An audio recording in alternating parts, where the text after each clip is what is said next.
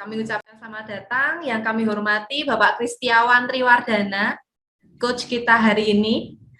Kemudian yang saya hormati Bapak, Ibu, suster, kepala sekolah, instruktur sekolah yang ada di ruang virtual ini. Kami mengucapkan selamat datang kembali di kampus virtual FGD Coaching sesi kedua. Selamat siang, Shalom, Namo Buddhaya, salam pendidikan, salam sehat selalu untuk kita semuanya. Sehat semua ya, suster, Bapak, Ibu semuanya, walaupun sudah siang, kita harus semangat. Sehat, ya. Bu, sehat. Sehat ya. Ini luar biasa. Coach kita hari ini tadi sudah melewati sesi 1, hanya istirahat kurang lebih berapa menit ya Pak Kris ya, enggak apa-apa ya, tetap semangat Pak Kris. Iya, ya, semangat Bu Rista. Semangat. Ya. Sebelum memulai kegiatan kita hari ini, ada baiknya kita memulai dengan berdoa. Maka kami boleh minta tolong siapa yang memimpin doa? Bapak Romianto untuk memimpin doa. Baik Bu, baik. Baik Bapak. Baik, selamat sore semuanya Bapak Ibu, suster. Kita serahkan dulu kegiatan kita ini di tangan Tuhan, supaya kita tetap sehat. Untuk itu kita mulai berdoa dalam nama Bapa, Putra, dan Roh Kudus. Amin. Terima kasih Tuhan, puji dan syukur kembali kami haturkan ke dalam tangan-Mu, atas penyertaan-Mu kepada kami dari pagi hingga sampai pada sore hari ini. Tuhan masih memberikan kami nafas kehidupan. Terlebih-lebih pada sore hari ini ya Tuhan, Tuhan telah mempersatukan kami, suster, Bapak, dan Ibu Guru, dalam kegiatan untuk pengembangan kurikulum di sekolah kami masing-masing. Untuk itu ya Bapak, kami mohon pencerahan dari Engkau, kekuatan dari Engkau, agar apa yang kami sharingkan pada sore hari ini dapat menjadi bekal kami untuk mengembangkan sekolah kami masing-masing. Berikan juga kekuatan kepada coach kami pada sore hari ini, agar tetap semangat dalam mengarahkan kami pada sore ini. Dikau kami puji ya Tuhan, kini dan sepanjang segala masa. Amin. Dalam nama Bapa, Putra, dan Roh Kudus. Amin. Baik, terima kasih Bapak Romianto atas doanya. Terima kasih. Ya, untuk selanjutnya mari kita mengikuti dan menyanyikan dalam hati lagu Indonesia Raya yang akan diputar oleh panitia. Silakan.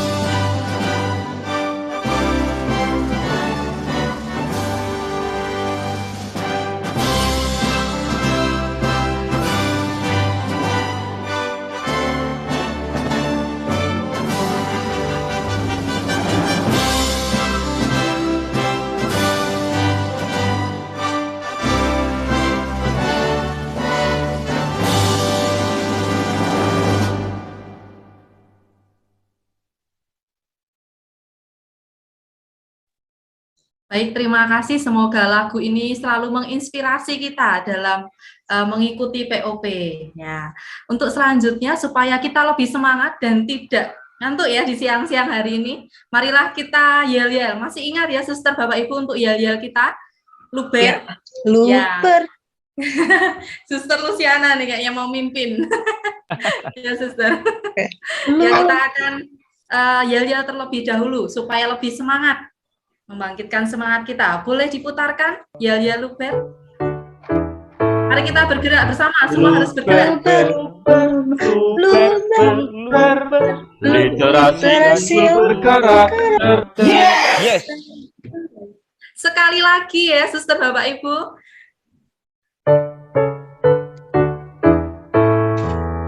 Luber,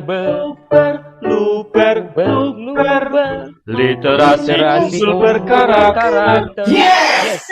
Yes. Baik, terima kasih. Oke. Untuk selanjutnya, kita akan dipandu oleh Bapak Kris, coach kita pada siang hari ini. Kita akan saling berdiskusi, sharing apa saja yang sudah kita temukan di sekolah kita masing-masing untuk menuju akhirnya menjadi sebuah naskah akademik. Begitu ya, Pak Kris? Maka waktu dan tempat secara virtual kami serahkan sepenuhnya kepada Pak Kris. Monggo silahkan, Bapak Kris. Ya, oke. Baik. Mbak Dista, terima kasih, matur sembah nuwun. Ya, Pak Kris. Iya, kita bertugas lagi ya. Tadi sudah dari pagi sampai siang, sekarang iya, siang sampai sore nanti bersama-sama kita. Mudah-mudahan membawa berkat bagi banyak orang lah ya. Amin. Amin. Baik, terima kasih Mbak Dista sekali lagi. Pastor, Suster, Bapak, Ibu. Jadi selamat berjumpa kembali lah ya. Sugeng kepanggih malih, selamat berjumpa lagi dalam ruang virtual ini, di mana ruang virtual ini adalah ruang yang amat sangat luar biasa. Seperti saya selalu katakan seperti itu, karena segala sesuatu terjadi di sini kaitan dengan perkembangan dan reformasi pendidikan kita berawal dari sini. Saya beranggapan seperti itu, mudah-mudahan tidak terlalu berlebihan ya. Jadi Pastor, Suster, Bapak, Ibu, seperti yang sudah disampaikan oleh Mbak Dista tadi, bahwa kita akan bersama-sama lah, kalau istilah kerennya itu coaching klinik, pos itu coaching klinik gitu ya.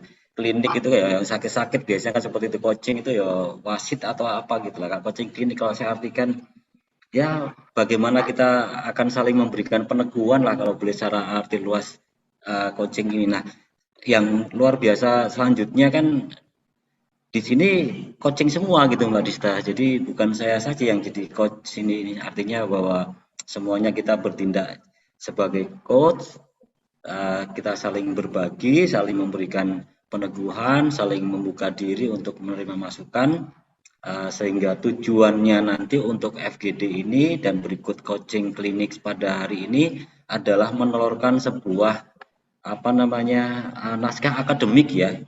Itu yang menjadi acuannya. Nah, mudah-mudahan apa yang akan kita dinamikan dalam kegiatan kita pada sore hari ini akan benar-benar memberdayakan kita, semakin membuka wawasan kita, dan semakin yakin bahwa kita akan membuat sebuah naskah akademik seperti itu.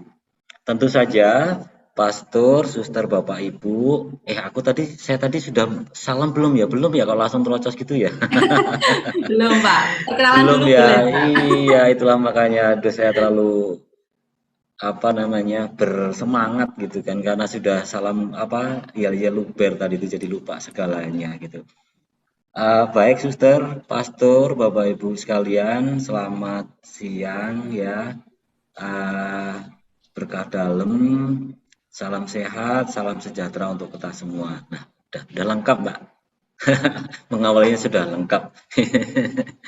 Baik, Pastor, Suster, Bapak, Ibu, jadi sebagai tindak lanjut dari rangkaian kegiatan kita, dinamika kita dalam ber-POP ini untuk membuat reformasi dari sisi kurikulum yang intinya kalau boleh saya katakan bagaimana kita memberikan sebuah roh lah ya, sebuah spirit yang nanti akan kita hidupi dalam kurikulum kita ini yang akan kita jadikan pedoman dalam keseharian kita dalam memberikan pelayanan, utamanya pelayanan pendidikan kita supaya kita lebih berdaya dan supaya kita juga semakin mempunyai daya beda dan daya jual dan itu memberikan kekuatan untuk kita semua, khususnya di sekolah-sekolah yang tergabung dalam konsorsium Ismaya ini, yang notabene-nya adalah sekolah-sekolah Katolik. Maka saya katakan di awal, ya kita coach untuk kita semua, gitu kan, karena kan ibarat kita melakukan perjalanan itu tujuannya sama, gitu kan. Artinya kita dalam satu rombongan, maka kemudian kita adalah rekan satu perjalanan, gitu. Saya kira itu Pastor Suter Bapak Ibu. Jadi kita akan langsung saja mulai. Sepertinya sudah tidak sabar lagi dan antusias untuk segera men-sharingkan apa yang sudah dibuat, kemudian men-sharingkan apa yang sudah tahap-tahap yang sudah direfleksikan dan yang sudah dikaji. Mungkin juga sudah juga ada yang tidak sabar lagi untuk memaparkan naskah akademik yang sudah ditulis gitu, dan itu akan memperkaya kita. Tentu saja Pak Suster Bapak Ibu, seperti yang sebelum-sebelumnya, dalam berjalan pasti ada yang larinya cepat, ada yang larinya lambat, mungkin ada juga yang harus banyak berhenti karena harus menoleh ke belakang, apa yang harus direfleksikan, apa yang harus dibawa untuk ketinggalan. Maka dari dinamika itu, artinya tidak kok kemudian kita diseragamkan bahwa kita sudah harus sampai di sini, tidak, Pak. Tentu saja sesuai dengan irama kita masing-masing. Hanya kemudian jangan lupa, walaupun irama kita berbeda, tentu saja tagihan akhirnya tadi sama, nanti sama seperti yang disampaikan oleh Mbak Dista tadi, bahwa kita harus membuat sebuah dokumen ataupun naskah akademik itu. Itu Pastor Suster Bapak Ibu. Jadi, nah, untuk mengawali ini yang kadang-kadang agak berat ya, gitu kan. Tapi kalau kita sudah awali, mungkin nanti akan jalan dan menemukan polanya sendiri. Hanya kemudian untuk mengawalinya, saya lebih tertarik untuk memohon ya kepada satu atau dua sekolah untuk mungkin memberikan sharingnya dulu. Ya, kemudian dari itu akan lebih terarah bagaimana akan muncul hal-hal yang mungkin ditanyakan, atau akan muncul hal-hal lain yang mungkin akan kita bisa ambil, seperti itu. Mungkin itu. Jadi kami akan mohon kepada sekolah ini. Budi Mulia sudah ada ya? Budi Mulia sepertinya masih belum, Bapak. Sepertinya. Oh ya, Budi Mulia itu dari Pangkal Pinang. Mungkin terkendala jaringan karena memang ini sedang hujan. Ya, maka kalau hujan kan biasanya IndiHome itu agak manja gitu kan. IndiHome kalau hujan agak manja. Oke, baik, kalau kemudian seperti itu. Jadi kita ada dari Yayasan Tunas Karya, Mbak Dista, kemudian Yayasan Budi Bakti Keuskupan Sibolga, dan satu lagi Yayasan Budi Mulia. Itu. Jadi ada 3 yayasan, gitu kan. Nah, baik, Pastor Suster Bapak Ibu, kita akan mulai. Mungkin Pak, kita berikan inilah ya kesempatan dan penghargaan kepada Pak Slamet Simarmata ya. Pak Slamet Simarmata ada ya dari SMP Katolik Tanjung Pinang. Ada, Bapak. Silakan Pak Slamet Simarmata. Jadi informasinya Bapak Ibu, kita turut berduka atas meninggalnya orang tua atau ayah dari Pak Slamet Simarmata ya. Baru beberapa minggu yang kemarin Pak Slamet ya, mudah-mudahan diberikan tempat yang terbaik di sisinya dan diberikan ketabahan serta penghiburan bagi keluarga yang ditinggalkan. Semangat Pak Slamet ya. Nah, untuk menambah semangat Pak Slamet untuk segera menyesuaikan dengan situasi yang sedang berkembang ya, maka kemudian kami berikan kesempatan yang pertama untuk Pak Slamet ya, Simarmata, bukan Sinar Mata ya, Simarmata, untuk memberikan sharing awal lah sebagaimana progres yang sudah dilaksanakan. Kalau mau share screen kaitan dengan naskah akademik yang sudah dibuat, juga Mbak Dista pasti akan segera memberikan haknya untuk share screen. Kalau mau bertanya juga silakan, karena ini adalah forum diskusi, kita akan saling memberikan pengetahuan dan mungkin itu Pak Slamet, kami persilakan. Baik, Pak Kris, terima kasih. Suster, Romo, Bapak Ibu sekalian, terima kasih atas doanya, ucapannya. Dan sudah kembali dari prosesi pemakaman dari saya. pergi dan pulang juga dalam keadaan selamat. Seperti nama saya, Selamat. Baik, tapi dalam kali ini Pak Kris, saya mohon, saya baru kali ini ikutnya. Jadi apa yang sudah dibicarakan sebelum-sebelumnya saya belum mix gitu Pak. Jadi mohon saya mungkin pendengar dulu ya. Boleh nggak Pak Kris? Mungkin ada Bapak atau Ibu guru, Bapak atau Ibu suster yang lain dulu. Pak Kris, saya mohon untuk mendengar dulu Pak. Baik Pak, selamat, tidak apa-apa ya. Artinya kita memang berjalan bersama, jadi jangan sampai kemudian kita meninggalkan yang di belakang, kita lari secepat mungkin sementara yang di belakang semakin ketinggalan gitu kan ya. Tidak apa-apa Pak, selamat. Nah kemudian Pastor Bapak Ibu, berikutnya mungkin kami memberikan kesempatan kepada ini ya Yayasan Tunas Karya ya Pak Selamat ya. Ya. Saya lupa kalau satu yayasan kita Pak Selamat. Mungkin kami berikan kesempatan kepada SMP Immanuel Tebing. Tadi yang Bu ini ya. Tadi ya masih nanti belum yang menyusul bergabung ya. tadi. Oke, baik, saya tunjuk saja. Saya arahkan jari saya tunjuk langsung ke tulis ya. Mungkin Bapak Silakan Kris, kepada. saya boleh usul Bapak? Boleh silakan. Ya, ini kan ada yang izin dengan saya, Bapak Romianto dari Bunga Mawar, izin meninggalkan Zoom terlebih dahulu. Mungkin diberikan kesempatan dulu, Bapak Kris. Oh begitu, boleh. Pas sekali Mbak, ini saya nunjuknya ya juga ke yang Bunga Mawar loh ini. Luar biasa loh. Pas banget ya. Satu frekuensi kita ternyata ya. Artinya jari saya nunjuk itu langsung ke Bunga Mawar gitu kok Mbak Dista nyontek saya ini berarti.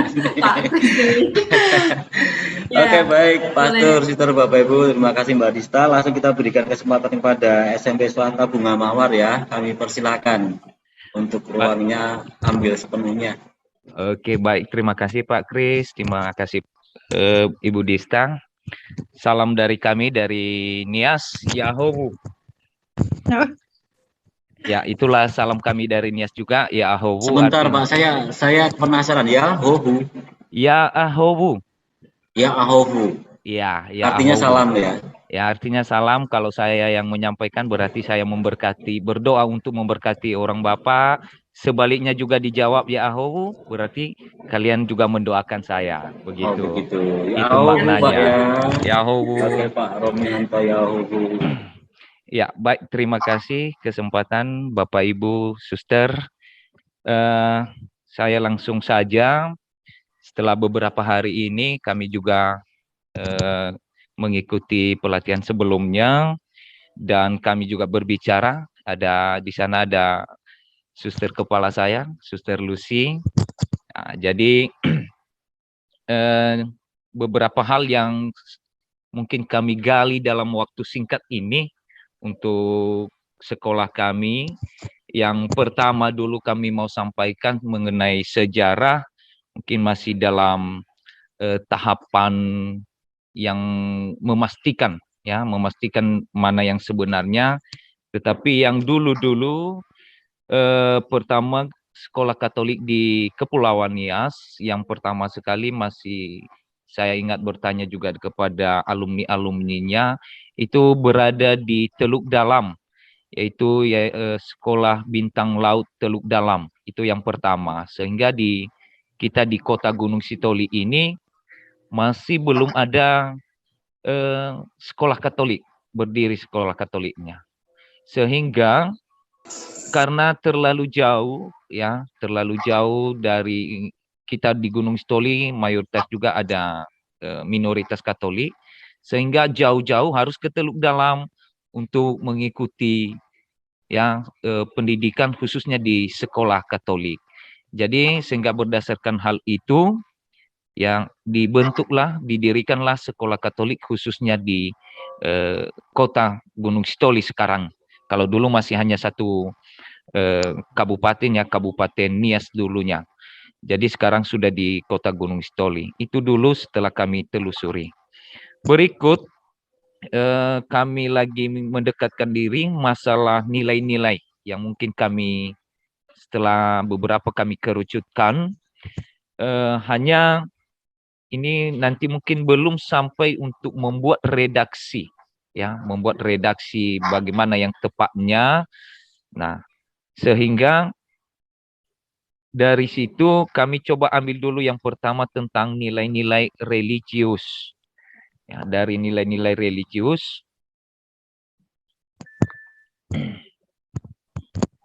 itu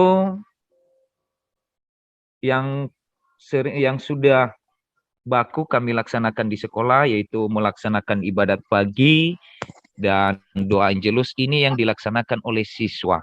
Dan bukan hanya satu orang, ini bergiliran, ada yang baca kitab suci, bernyanyi, ada juga yang berdoa. Nah, itu sudah hal yang biasa, sudah menjadi satu ciri khas untuk kita. Dan begitu juga doa angelus, itu juga siswa yang melaksanakan, itu sudah juga salah satu ciri khas kita. Dan melaksanakan misa setiap bulannya, hanya di masa pandemi ini tidak bisa kami laksanakan. Itu masalah nilai-nilai religius, dan mungkin akan berhubungan nanti dengan masalah adat istiadat tentang religius ini. Saya masuk ke hubungan tadi sekolah, berdirinya sekolah ke Katolik ini dengan masyarakat, bahwa masyarakat merasakan bahwa kehadiran sekolah Katolik di khususnya di Kota Gunung Sitoli, ya, khususnya kita SMP satu-satunya, mereka merasakan bahwa sekolah kita itu ibarat bertujuan bahwa anak-anak lebih paham tentang religiusnya. Nah, itu harapan dari masyarakat sehingga mereka percaya kepada kita.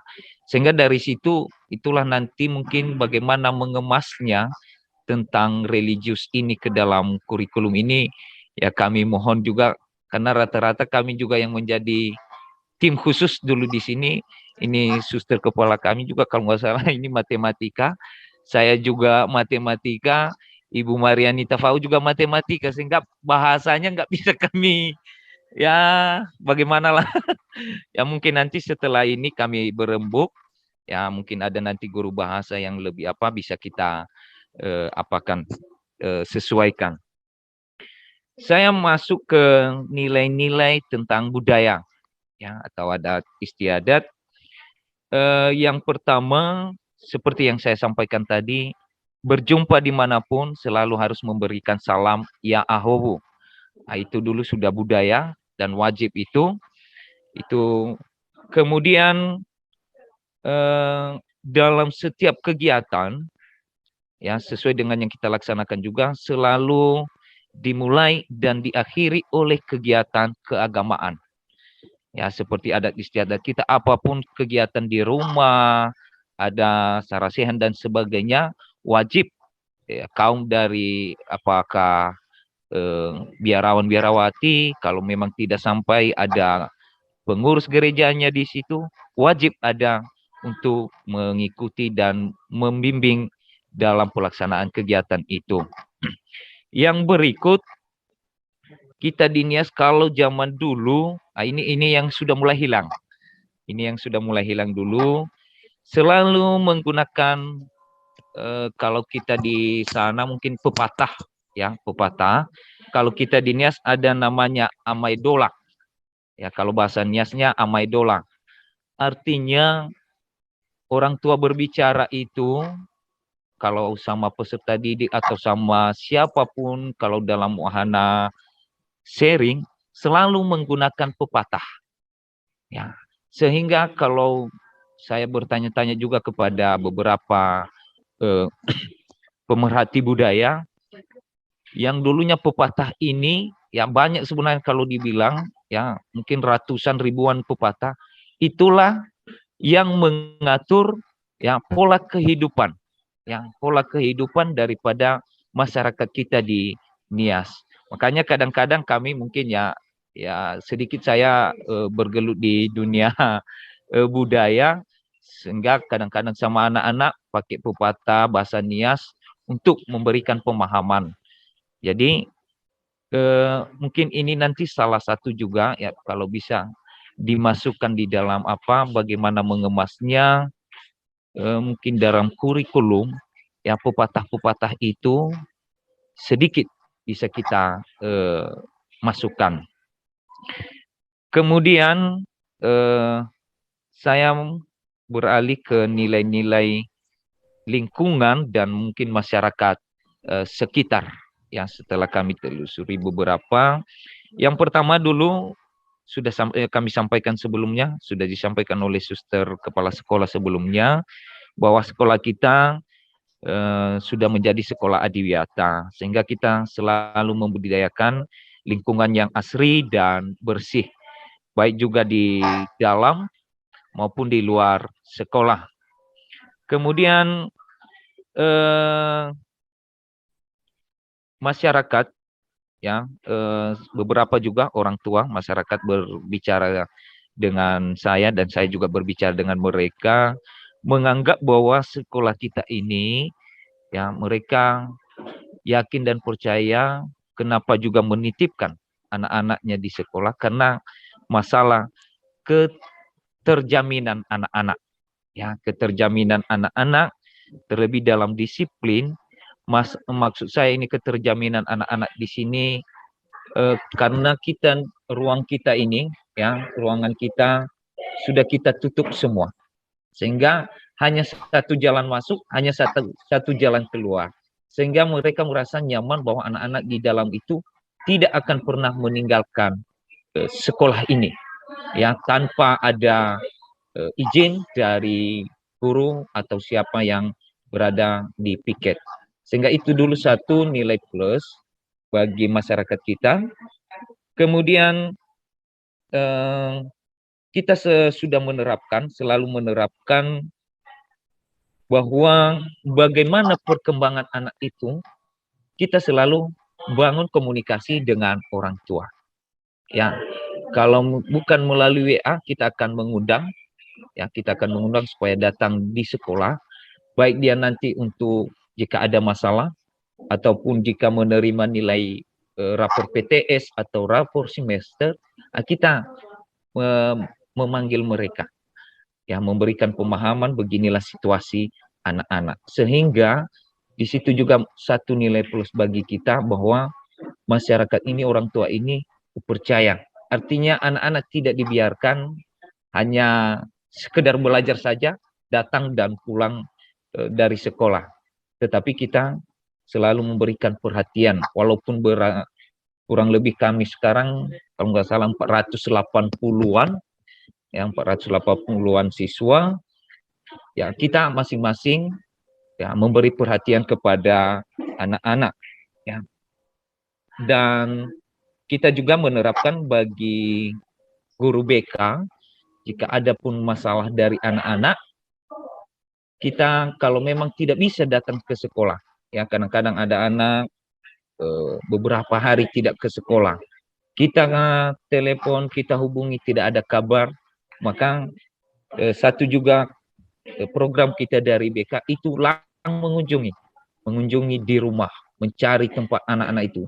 Sampai kemarin pun ada guru BK kita sampai ke kabupaten yang lain, ya, harus menemui di sana bagaimana anak-anak itu, sehingga itulah beberapa mungkin bisa kita katakan nilai untuk sosial yang kita juga utamakan dalam hal itu. Mungkin itu saja beberapa dari saya, dan izin kalau misalnya nanti diberikan kesempatan ada Ibu Maria, rekanan saya, dan terlebih ini suster kepala sekolah kami, Suster Lucy. Demikian Pak Kris, terima kasih dari saya. Baik, terima kasih Pak Romianto, ya. Saya mendengar itu Bapak ini begitu potensial, ya. Itu suster senyum-senyum itu, ya.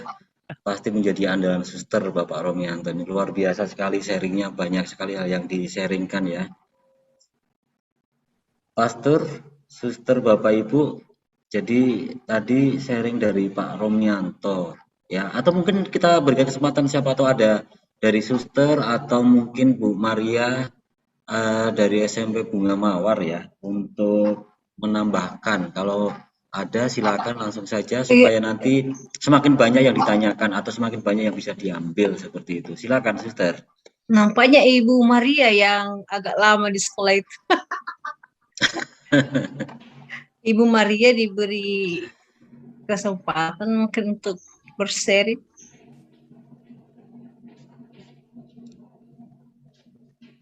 Ya, Suster. Ibu Maria ya? Ibu Maria, Iya. Pak.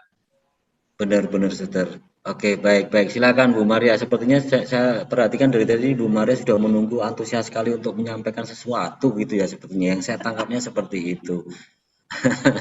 Baik, silakan Bu Maria. Silakan dilengkapi, diutuhkan apa yang harus kami ambil bersama ini.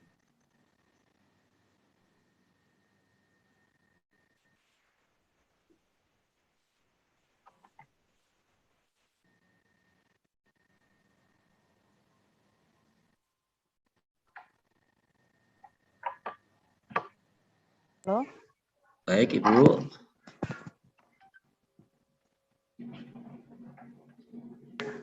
Halo? Ya, halo Ibu. Halo. Baik, selamat sore. Saya ucapkan kepada suster, bruder, Bapak, dan Ibu yang telah bergabung pada sore hari ini. Tidak banyak yang mau saya sampaikan, sudah hampir semua disampaikan oleh teman saya, Pak Romianto. Yang paling utama sama kami di sekolah, nilai sosial dengan nilai religius selalu kami tanamkan sama anak-anak. Pagi hari selalu berdoa sebelum memulai aktivitas, pulang sekolah juga selalu berdoa sebelum pulang ke rumah menyelesaikan segala aktivitas. Dan apabila anak-anak bermasalah, berusaha melakukan pendekatan, banyak yang dilakukan sekolah, bagaimana si anak benar-benar betah tinggal di sekolah maupun di rumah. Dan ada juga orang tua, kadang kita orang tua ini terlalu banyak permintaan, mohon maaf. Seperti saya sendiri wali kelas, ada orang tua minta tolong ke saya, Bu, 90% saya serahkan ke sekolah. Senyum-senyum saja kita, tidak mungkin. Itu harus kerjasama dengan orang tua maupun guru. Jadi di sini tetap kami berikan pengertian ke orang tua, bahwa si anak itu adalah milik kita bersama, harus benar-benar kita tanamkan karakternya, jiwa sosialitas, jiwa religiusnya tetap kami tanamkan di sini Bapak Ibu. Tidak banyak yang mau saya sampaikan, saya rasa yang disampaikan oleh Pak Romianto sudah cukup jelas. Apabila ada kekurangan nanti boleh ditambahkan Suster Luciana. Terima kasih Pak. Baik, terima kasih Bu Maria. Benar-benar tim yang luar biasa ya, saling melengkapi ya. Suster, kalau misalnya di sekolah Suster itu ada satu lagi Pak Romianto, 2 jadinya Suster ya. Iya. Kalau ada 2 lagi Bu Maria, 3 jadinya Suster ya. Enggak Bapak Ibu, biar kita tidak ini ya, tidak terbawa suasana yang ngantuk gitu kan, maka kita baik itu Suster, Bu Maria dan Pak Romianto beberapa hal pemaparan kaitan dengan progres dan pengembangan implementasi dari beberapa hal yang sudah didapat dari dinamika kita dalam POP ini. Nah, mungkin saya tambahkan Pak. Silakan, monggo Suster, silakan kalau mau ditambahkan ya. Baik, terima kasih atas waktu yang diberikan kepada kami. Pertama, dalam penggalian ide yang saat ini mungkin hari Seninnya kami baru rapat bersama dengan Dewan Guru, mengingat situasi saat ini kami pembelajaran tatap muka pagi dan sore. Tapi kami bisa melihat nilai-nilai itu dari menggalinya dari secara sekolah. Kemudian yang memang menjadi kelemahan kami adalah implementasi yang sudah dilakukan di sekolah, internalisasi yang sudah dibuat itu tidak terdokumen, Pak Kris. Artinya sehingga nanti dalam waktu tertentu dia nanti bisa kita mencari kemana itu. Itu mungkin salahnya di situ karena tidak ternaskahkan dan tidak terdokumentasi ya dengan baik. Mengapa? Karena selama ini memang kita menganggap bahwa ya kan sudah berjalan, sudah lewat, sehingga untuk membuat dokumen itu menjadi di nomor terakhir kan. Jadi kadang-kadang data bagaimana progres berlangsungnya sekolah itu, ya ketika nanti kepala sekolahnya bisa pindah, memang kita harus mencari lagi. Contoh seperti saya baru 2 tahun, kemarin saya mencoba setengah kelabakan, mana secara sekolah itu, biar saya baca dulu secara sekolah itu seperti apa, dokumennya itu seperti apa. Memang itu kelemahan. Lalu yang kedua, memang guru dalam artian guru memang punya kompeten, tapi di kadang-kadang juga guru kan ya kadang mau santai, mau berjuang situasi yang kadang-kadang kompleks, tergantung kadang kalau ada masalah ya yang diluangkan masalah, tapi itu menjadi hal yang biasa ya. Tapi yang saya lihat di sekolah itu memang seperti yang dikatakan teman saya tadi, biasanya orang tua itu menyerahkan penuh ya. Walaupun nanti kita bisa memberi pengertian kepada orang tua bahwa pendidikan itu tidak serta-merta 100% dari sekolah. Tapi itu karena tingkat kepercayaan itu tadi. Kadang anak juga merasa nyaman di sekolah. Mengapa kadang merasa nyaman? Karena guru memberi perhatian yang baik ya kepada anak. Terutama dalam masa pandemi ini, memang sangat kami rasakan banyak anak-anak yang hampir banyak yang mau putus sekolah, nggak mau sekolah Pak, karena masalah terlalu lama daring, kemudian masalah pembelajaran dengan IT, kemudian kurang kontrol orang tua, karena orang tua juga mencari nafkah, lalu anak tidak terkontrol, terutama dalam hal belajar. Dan kami temukan banyak beberapa anak yang memang putus sekolah. Tapi usaha yang kami lakukan adalah mencoba memberi pemahaman dan mengunjungi. Walaupun nanti ada anak dalam proses itu, ada yang berhasil akhirnya sekolah, dan dalam proses bisa dia putus sekolah.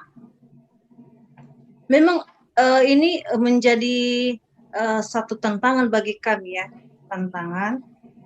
Sekaligus dengan ini membuka cakrawala, oh ini rupanya segala sesuatu harus kita dokumentasikan. Memang kemarin kami berembuk, harus kita buat semacam mendobrak, memicu, memberi semangat bagi guru-guru ini, walaupun sebenarnya agak berat karena tidak terbiasa Pak Kris, ya tidak terbiasa untuk melakukan. Tapi bagaimanapun harus mencoba untuk bisa, walaupun dalam nanti pasti memerlukan proses. Tadi dikatakan ada orang yang berjalannya cepat, ada orang yang berjalannya lamban. Tapi dalam lamban atau cepat pasti kita akan mencoba untuk melakukan itu dan membuat. Demikian mungkin sharing, tidak ada yang bisa, hanya itu yang bisa kami bagikan untuk kita di virtual ini. Terima kasih untuk semua. Kembali kepada Pak Kris. Baik, terima kasih Suster Luciana. Wow ya. Wow atau wow ya. Wow ya, iya Pak. Ya, wow, Suster Lucy, Pak Romianto dan juga Ibu Maria. Luar biasa sekali. Nah, Pastor, Suster, Bapak Ibu, sebelum kita lanjutkan pada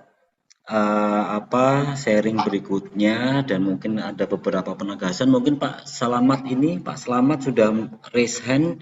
Langsung saja Pak, silakan disampaikan mungkin penegasan ataupun peneguhan kaitan dengan beberapa yang sudah disampaikan dalam sharing sebelumnya. Silakan Pak Selamat. Baik Pak Kris, setelah saya sedikit menyimak tadi, saya sudah ada di benak saya bahwa kita mau sharing begitu ya. Kita mau sharingkan sedikit tentang budaya di sekolah kita, gitu. Nah, kali ini saya sudah berani Pak, mungkin membagi sedikit informasi yang ada dari sekolah saya. Silakan Pak. Saya tidak menanggapi dari sekolah kita, teman kita dari Nias ya. Saya hanya menjelaskan sedikit tentang dari sekolah saya. Baik Bapak Ibu, saya mau berikan sedikit gambaran di sekolah saya, SMP Katolik Tanjung Pinang. Menurut cerita ya, saya juga baru sekitar 5-6 tahun Bapak Ibu di sini. Sebelumnya saya ada di sekolah di Batam begitu ya. Saya dipindah tugaskan ke sini karena istri saya bertugas di sini gitu. Nah, cerita yang saya dapatkan sebelumnya tahun 1962 begitu. Awalnya berdiri sekolah ini berupa lembaga kursus ya. Berupa lembaga kursus bahasa Inggris yang dikelola oleh pastor-pastor yang ada dari Keuskupan Singapura. Gitu ya. Jadi tahun 1962 bermula tahun 1959 gitu sampai 62 berupa kursus atau lembaga bahasa Inggris saja. Nah, seiring dengan minat animo masyarakat yang begitu banyak mendaftarkan anaknya di kursus ini, nah terpikir oleh para pastor pada saat itu, kenapa tidak kita buka saja suatu lembaga pendidikan formal begitu. Akhirnya Bapak Ibu, tahun 1962 itu didirikan SMP Katolik dengan cara meminjam gedung SD Katoliknya, begitu ya. Pinjam, kemudian masuk sore, ya SD-nya pagi, sorenya baru SMP begitu. Kemudian beberapa tahun kemudian berpindah lokasi ke Batu Kucing yang sekarang kita tempati ini, begitu. Nah, kemudian Bapak Ibu, setelah beberapa tahun saya di sini, saya mencoba melihat budaya setempat ya, budaya setempat. Kalau saya lihat Bapak Ibu, persentase dari segi peserta didik kita ya, yang dari segi agamanya ya, coba lihat, yang Islam gitu hanya 3%, yang Protestan ada 31%, Katolik ada 43,4%, Buddha ada 22,8%, Konghucu dan Hindu tidak ada. Nah, saya mau jelaskan di sini bahwa mayoritas anak-anak kita itu adalah kebanyakan dari Medan sana juga lah, gitu ya, dari Medan sana juga. Dan umumnya mereka itu Protestan, begitu ya. Kemudian yang kedua Katolik ya, Katolik itu anak-anak kita yang berasal dari migrasi dari Timur, dari Flores, gitu ya. Flores di sini, kemudian campur dengan Medan, kemudian Chinese dan sebagainya. Jadi memang secara persentase Katolik yang lebih banyak. Katolik lebih banyak. Maka dari segi nilai-nilai religiusnya memang tadi disampaikan Pak Romianto itu lebih kurang kami sudah laksanakan Pak Romi. Sebagai sekolah Katolik ya umumnya dikenal dengan disiplin. Disiplinnya itu ya tentu kita sudah kelola di dalam sebelum masuk doa pagi, doa Angelus, doa pulang sekolah juga ada. Bahkan kami Senin Selasa doanya bahasa apa, Senin Rabu, Kamis sampai Sabtu doa apa, kita sudah dikelola dengan baik. Kemudian ada juga bina iman, ada juga pengaman misa bulanan, ada rekoleksi untuk anak-anak kelas 9 biasanya sebelum mereka selesai gitu ya, kita buat rekoleksi dan sebagainya. Umumnya kita sudah lakukan itu. Nah, tetapi saat kita menyentuh ke budaya setempat ya, yang notabene-nya Pulau Bintan ini, Pulau Bintan tempatnya kita berada sekarang ini, ada satu pulau yang namanya Pulau Penyengat. Itu adalah sumber asal muasalnya bahasa Indonesia yang ada kita pakai sekarang ini, gitu ya. Pulau Penyengat itu adalah asal muasal adanya bahasa Indonesia yang kita pakai di Asia Tenggara. Singapura, Malaysia, Indonesia itu sebenarnya dari sana sumbernya, Bapak Ibu. Nanti kalau datang ke Kepri, boleh kita jalan-jalan di sana, namanya Pulau Penyengat. Di sanalah sumbernya, asalnya. Nah, kita juga sering kata kalau kita berhubungan dengan orang-orang luar seperti Malaysia dan Singapura, kita sering ketemu. Oh, ada saya sendiri pernah pengalaman ya. Kita ngomong, saya datuk ini dari Malaysia. Loh, ngapain datang ke Indonesia, ke Tanjung Pinang? Oh, saya leluhur saya ada di sana, di Pulau Penyengat. Nah, ternyata secara emosional memang mereka, leluhur mereka masih ada ikatan batin ya. Malaysia, Singapura itu masih ada berasal dari Pulau Penyengat itu. Nah, kemudian yang saya mau jelaskan juga adalah mayoritas di Bintan ini, Tanjung Pinang ini adalah Melayu. Dan notabene mereka sangat fanatik dengan agamanya, ya, fanatik dengan agamanya. Jadi secara ini ya, apa namanya, secara kultural dan sebagainya itu kita sulit untuk berbaur dengan mereka. Satu pun tak ada mereka yang bersekolah di sekolah kita, karena memang mereka menganggap Katolik Kristen dah pisah gitu ya. Artinya orang Sumatera, orang ya itu Katolik Kristen. Nah, itu mereka sudah terpatri di benak mereka itu, sehingga kalau misalnya untuk kulturasi budaya itu mereka image-nya agama gitu. Itu saja. Nah, namun begitu kita coba berusaha untuk mendekatkan diri, karena kita adalah kaum minoritas di sini. Budaya-budaya yang ada di setempat kita coba pelajari, misalkan dari segi seragam ya, berpakaian. Kalau ada acara-acara resmi pemerintah kita berpakaian panja gitu ya, berpakaian istilahnya songket gitu ya kalau dia laki-laki, kemudian ibu-ibu menggunakan baju kurung dan sebagainya. Kita coba beradaptasi hal-hal seperti itu. Kemudian dari segi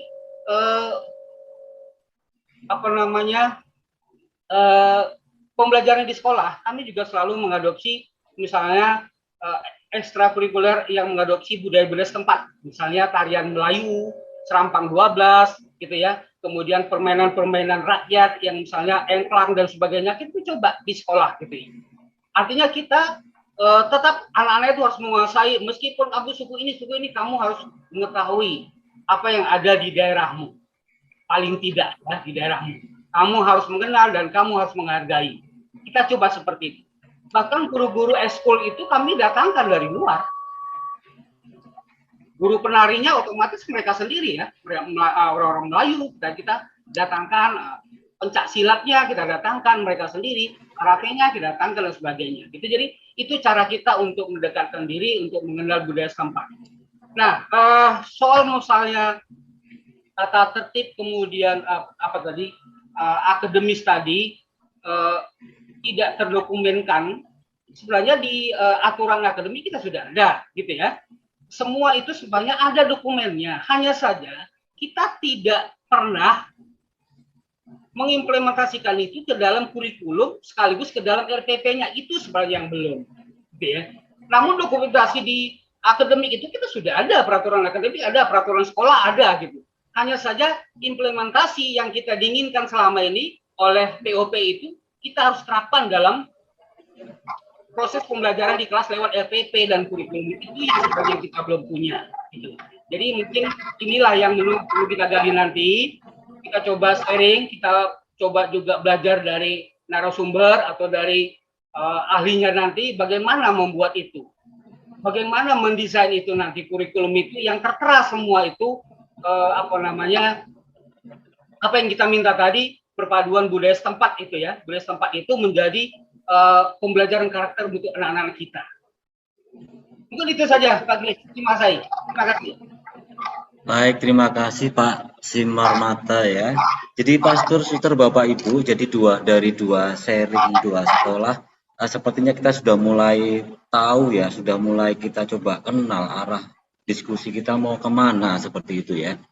Seperti yang disampaikan oleh Suster Lucy, Pak Romianto dan juga Ibu Maria, hal yang artinya modal dasar ataupun modal pijakan itu sudah begitu kaya yang ada di sekolah suster gitu kan, di mana di situ ada nilai-nilai religius, kemudian budaya itu ada ya ahoho, kemudian ada amaedola ya, kemudian di situ juga satu hal yang begitu menyita perhatian saya dari FGD sebelumnya juga, sekolah suster itu sudah adiwiyata gitu. Itu adalah suatu hal yang luar biasa. Saya tidak lebih melihat pada predikat adiwiyatanya, tapi proses panjang yang di belakang itu yang mengakibatkan atau yang kemudian berujung pada sekolah tersebut dianugerahi adiwiyata. Artinya ada hal-hal baik, budaya-budaya baik, kebiasaan-kebiasaan baik yang dilakukan oleh sekolah tersebut, sekolah Bunga Mawar ini, sehingga mereka mendapatkan anugerah adiwiyata. Nah, ini Pastor Suster Bapak Ibu, kalau boleh saya berikan penegasan, inilah salah satu contoh, mungkin salah satu kecil variabel ya yang nanti akan kita gunakan sebagai pengisi ataupun komponen yang ikut mengisi, berkontribusi dalam mengisi yang namanya naskah akademik itu. Jadi saya kira permasalahannya setara ataupun hampir sama dengan yang disampaikan oleh Pak Slamet Simarmata. Artinya beliau juga sudah dari cerita sejarah bahwa potensi sejarah itu ada, kemudian sampai ada satu fakta yang menyatakan bahwa Pulau Penyengat itu adalah cikal bakal dari bahasa Indonesia, kemudian mulai mengembangkan nilai-nilai budaya melalui ekskul tari-tari Melayu. Ini adalah hal yang luar biasa. Hanya Bapak Ibu dan Suster sekalian, secara pastor, dalam POP ini yang kita butuh untuk kita tegaskan bersama adalah bagaimana kita akan mengemas itu semua. Salah satunya adalah unsur budaya lokal itu, dalam naskah akademik. Dalam naskah akademik. Maka tidak ada lagi mungkin nanti ketika Pak Slamet Simarmata mengatakan bahwa konon Pulau Penyengat, nah itu harus ada kajian pustakanya, harus ada kajian kecil lah, refleksi kecil yang kemudian itu akan diangkat akan menjadi nilai-nilai inti dari budaya itu, dan itu harus ada kajian dan refleksi-refleksi yang harus dijalankan seperti itu. Mungkin untuk semakin memperjelas, mudah-mudahan memperjelas arah dari panduan kita atau membuat naskah akademik. Hanya kemudian penegasannya di awal bahwa naskah akademik itu sepertinya untuk format bakunya seperti apa, saya kira masing-masing sekolah bebas, merdeka untuk mengembangkannya. Yang pasti beberapa komponen proses itu dilalui dengan baik. Seperti itu yang coba untuk dikedepankan dalam POP ini. Nah, mohon Mbak Dista untuk share screen ya, Bapak Ibu Suster Pastor, saya coba akan share screen ya. Sudah bisa Bapak Kris? Sudah nggih, oke, ya. Mbak. Nah, Suster Bapak Ibu bisa kelihatan di situ ya. Ini sebenarnya materi yang mau saya sampaikan untuk animasi kepada guru-guru saya di hari besok gitu. Tapi sepertinya kok nyambung gitu kan ya.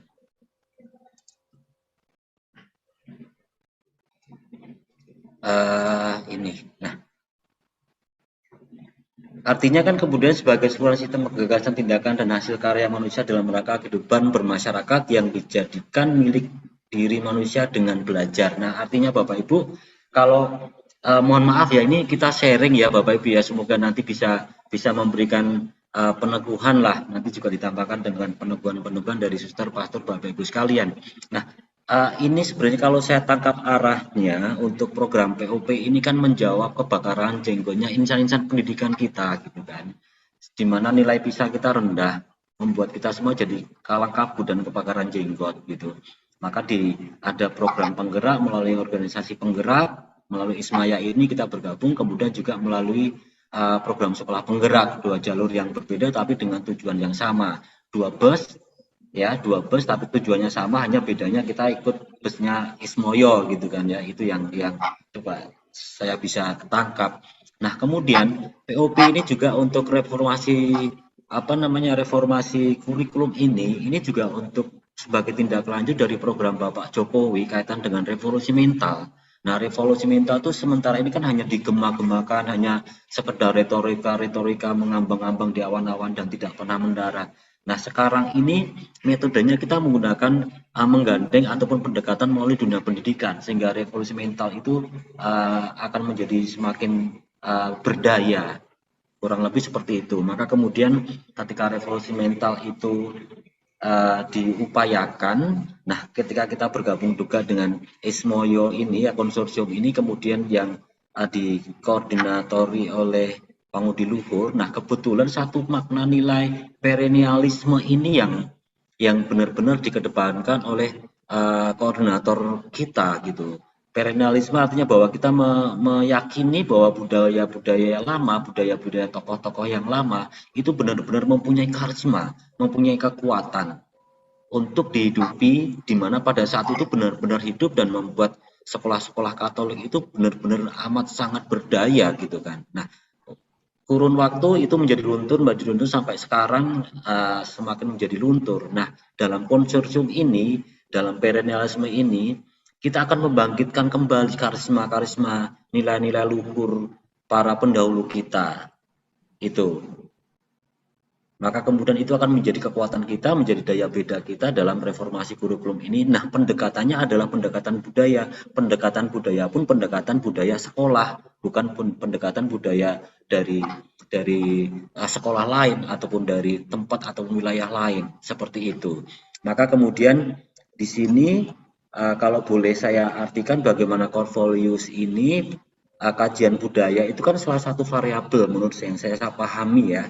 Nah, itu berawal dari tujuannya kita akan membuat core values ataupun inti, nilai-nilai inti. Hanya kemudian melalui penggalian discovery, kemudian di studi dokumen, literasi. Nah, yang saya maksud adalah ini. Jadi ketika Pak Selamat, Pak Simarmata menyampaikan bahwa situ ada Pulau Penyengat, ada kajian sejarah, ada cerita. Nah, itu kan cerita gitu kan. Dan kita bisa gali itu, kita bisa refleksikan, kita bisa kaji melalui kaji literasi, sehingga itu akan dimasukkan dalam dokumen itu. Salah satunya itu. Nah, kemudian budaya Ahoho mungkin itu bisa dikaji, dieksplor lagi, digali lagi supaya untuk menjadi muncul unsur-unsur ataupun dikatakan bahwa mutiara-mutiara lah kalau boleh dipinjam istilah dari Mas Hendy untuk dijadikan nilai-nilai inti gitu. Hanya memang harus melalui kajian-kajian yang panjang. Setelah literasi, membuat narasi, reproduksi. Nah, nanti ini akan terbuat, akan tersusun dalam sebuah naskah akademik. Seperti saya sampaikan di awal bahwa naskah akademik itu tentu saja kalau pemahaman saya dari beberapa modul akan sangat bervariasi. Jadi yang disampaikan dari dinamika tadi pagi pada sesi pertama, kemudian saya coba compare, bandingkan dengan naskah akademik dari Pangudi Luhur. Artinya tidak ada format yang harus seperti apa formatnya. Yang pasti ada beberapa pokok, beberapa unsur yang harus menjadi dasarnya. Misalnya bahwa itu akan dijadikan sebagai landasan kurikulum. Maka dalam landasan kurikulum itu melalui refleksi dan juga kajian yang panjang, itu di dalamnya harus ada spiritual, ya, nilai-nilai spiritual, kemudian sosioantropologi, kemudian itu kaitannya dengan bagaimana kita mengkaji dengan kebijakan pendidikan, baik pendidikan dari nasional, pendidikan dari pemerintah, ataupun nota-nota pastoral gereja, itu juga akan kita masukkan unsur-unsur itu, teknologi, seni, dan sebagainya. Kurang lebih ruhnya di situ, hanya kemudian komposisinya harus seperti apa, itu tentu saja kebutuhan sekolah masing-masing, yang pasti itu akan menjadi intinya. Nah, kemudian Suster, saya kira ini. Nah, kalau boleh saya tarik kesimpulan ya. Ini yang saya buat itu. Jadi begini, intinya kita akan melakukan hibridasi ataupun silang budaya. Diawali dengan begini, Pak Suster, Bapak Ibu. Mungkin Pak Selamat bolehlah ya kita coba mendasari hal ini. Jadi untuk membentuk core values, nilai-nilai ini yang nanti akan kita naskahkan dalam naskah akademik, itu core values. Nah, itu berasal dari kajian dan refleksi-refleksi. Mohon maaf Pastor, Suster, Bapak Ibu ya, saya hanya mengulang dan menegaskan saja. Jadi berasal dari kajian dan refleksi. Kajian dan refleksi itu apa yang dikaji? Mungkin dari gambaran umum sekolah, seperti yang disampaikan oleh Pak Romianto dan Pak Selamat dari bawah, sekolah kami itu sudah menerapkan ini, jumlah siswanya ini, jumlah hal-hal yang baik, yang menjadi keunggulan sekolah itu kita coba akan kaji dan refleksi. Itu dalam gambaran umum sekolah, dan itu harus dibuat dalam bentuk narasi. dalam bentuk narasi. Kemudian nilai keutamaan sekolah atau yayasan. Nah, ini juga yang akan kita kaji dan kita refleksi panjang lebar kaitan dengan ini. Nilai-nilai keutamaan, nilai-nilai sekolah, dan itu dikaji dan direfleksikan. Kemudian budaya sekolah. Nah, budaya sekolah, hal-hal yang baik yang sudah dilakukan sekolah kaitan dengan adiwiyata itu tentu saja berlatar belakangkan budaya baik sekolah yang amat panjang, amat banyak, dan amat panjang, dan tentu saja sangat menjadi dan dihidupi oleh sekolah Suster Lucy sehingga mendapatkan predikat adiwiyata. Nah, itu yang direfleksikan dan itu yang dikaji. Kemudian nota pastoral sekolah pendidikan. Nota pastoral pendidikan itu artinya mungkin ada nota keuskupan atau nota gereja yang menyatakan tentang pendidikan. Nah, itu coba dikaji ulang, ya.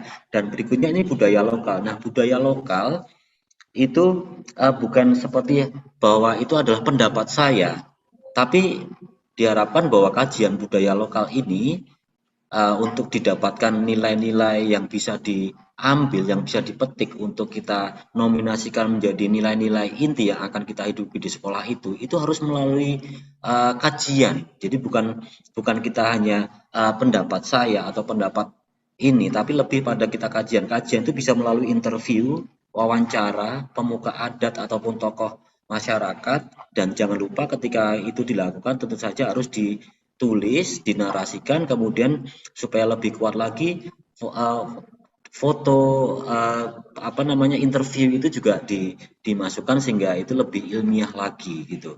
Nah, kemudian kajian budaya juga ini bisa melalui kajian pustaka atau mungkin bedah buku lah, atau mungkin mencari referensi dari buku kaitan budaya yang akan coba kita angkat nilai-nilainya itu.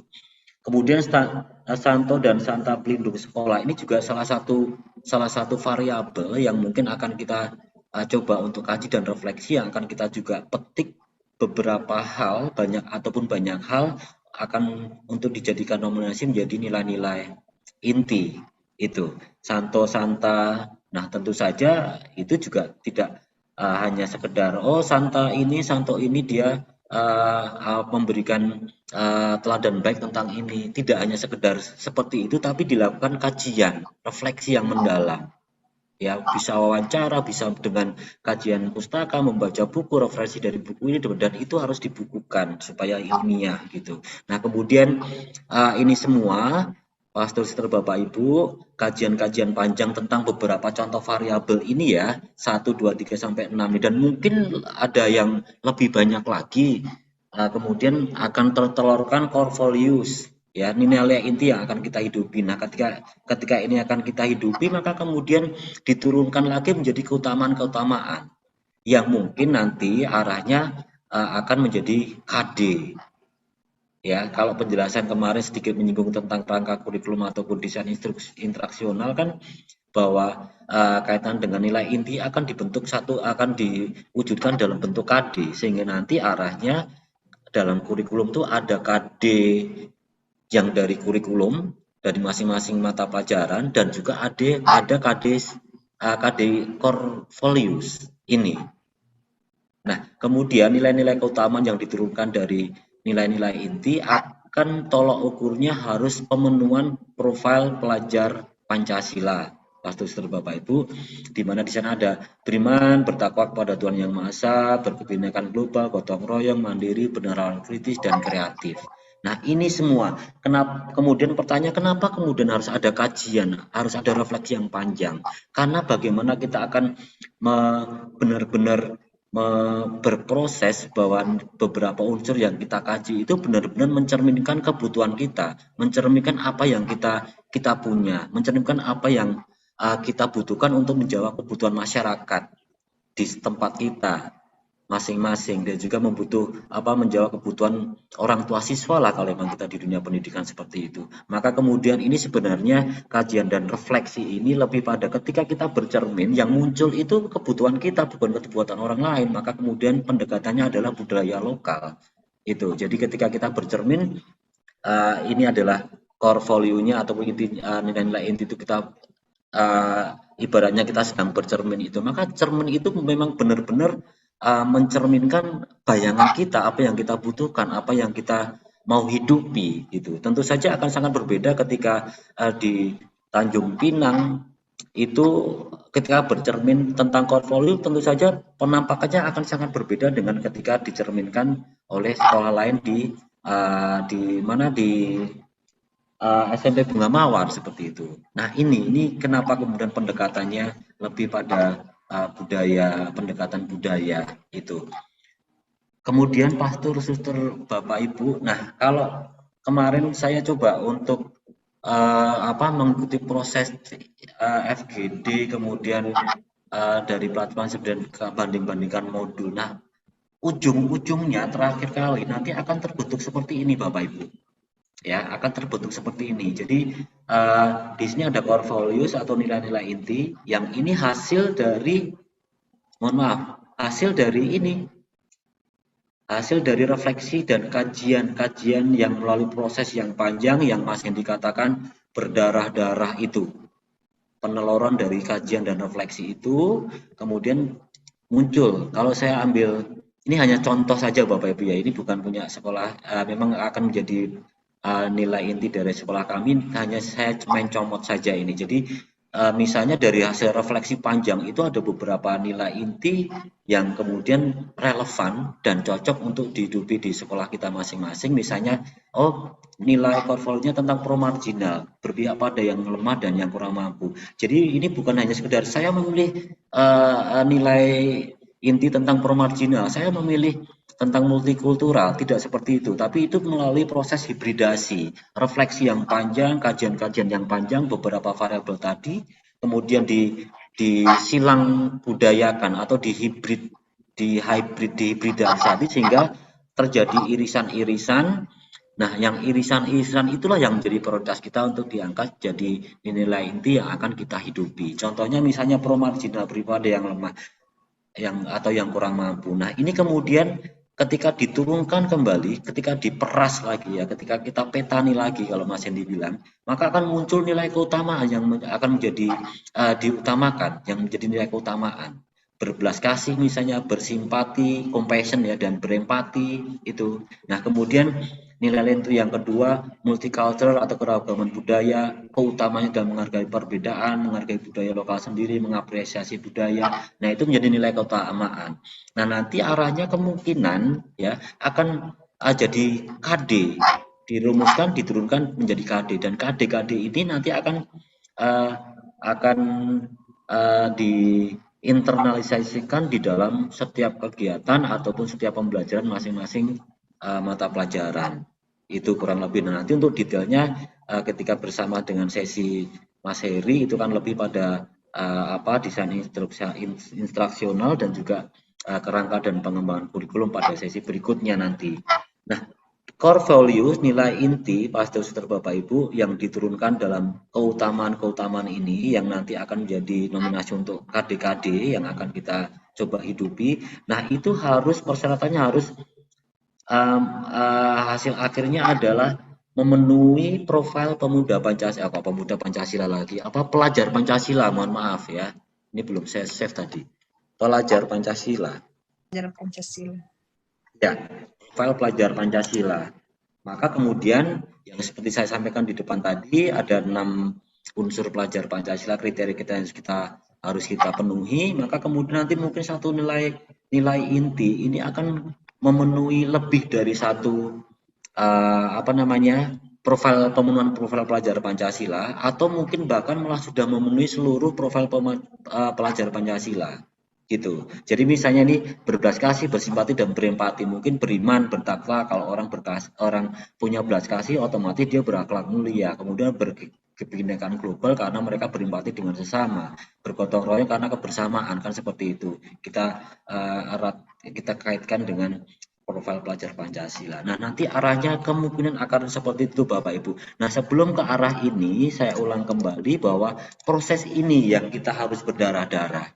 Bagaimana kita merefleksikan dan mengkaji semua, mulai dari gambaran letak geografis sekolah, jumlah siswa, kemudian latar belakang siswa dari suku apa, dari etnis apa itu, kemudian nilai keutamaan yang ada di sekolah, budaya-budaya sekolah yang sudah dijalankan dalam bentuk ekstrakurikuler. Nah, itu kan semuanya belum terdokumen dengan baik dan belum tergali dengan baik. Maka kemudian kita akan coba melalui program ini kita akan ikuti prosesnya, kemudian nanti akan sesuai dengan tagihan kita pada FGD ini adalah membuat naskah akademik yang bukan hanya sekedar tulisan-tulisan, tapi lebih bahwa itu proses panjang dari kajian dan refleksi beberapa unsur-unsur yang mungkin bisa kita upayakan, bisa kita masukkan dalam kajian dan refleksi ini. Tentu saja, Pastor Bapak Ibu, masing-masing sekolah mempunyai kajian yang sangat berbeda, gitu kan? Ini, maka kemudian itulah yang menjadi ciri khas dari sekolah kita. Kita berangkat dari sekolah kita masing-masing. Mungkin itu Bapak Ibu, artinya Bapak Ibu dan Suster staf pastor, artinya sedikit sharing dari saya. Mudah-mudahan ini benar arahnya. Kalaupun kurang benar, mohon nanti segera di-sharingkan ataupun diluruskan oleh Pastor Suster Bapak Ibu sekalian. Itu arahnya. Nah, kemudian nanti berikutnya dalam sharing berikutnya, kalaupun kita akan mengkaji ini juga silakan, tapi ketika kemudian ada sekolah yang sudah mulai mencoret-coret ataupun membuat naskah akademik, kami persilakan sehingga itu akan membuat artinya memberikan wawasan untuk kita semua seperti itu. Mungkin itu Suster Bapak Ibu kaitan dengan apa yang coba saya bisa tangkap alurnya seperti apa gitu ya. Gitu. Baik, Pastor Bapak Ibu, silakan. Nah, setelah ini, mari kita akan coba diskusi umum lah atau apa itu? Artinya saya tidak akan diri satu persatu, tapi lebih bahwa dialog umum lah, dialog bebas lah ya. Artinya siapa yang Bapak Ibu Suster Pastor yang akan mungkin ada sesuatu yang mau di-sharingkan, mungkin atau juga ada yang ditanyakan, kita bisa sampaikan sehingga kita bisa saling memberikan peneguhan seperti itu. Mari Pastor, Suster, Bapak Ibu, sedikit arah, mudah-mudahan arahnya benar yang saya sampaikan. Nah, kemudian mari kita berdinamika. Silakan. Tadi sudah diawali Suster Luciana bersama dengan tim dan juga Pak Slamet. Mudah-mudahan dari hal-hal ini Pak Slamet mulai untuk sudah mulai untuk terbuka wawasannya. Memang saya perhatikan beberapa momen Pak Simarmata tidak bisa hadir bersama dengan kita ya Pak Slamet, tapi saya yakin kita tidak akan meninggalkan di belakang. Kita akan coba bersama-sama lah sampai pada tujuannya seperti itu. Mari Pastor, Suster, Bapak Ibu, kami serahkan sepenuhnya, silakan. Wan. Bu Lastri, silakan Ibu. Ya. Terima kasih. Wawan, saya jujur masih Bu. Ini yang mau dibuat apa? Terus terang itu saya masih belum jelas. Yang saya tangkap sekarang itu adalah kita mau membuat naskah akademik itu dari kajian dan refleksi. Ya. Untuk naskah akademik, apakah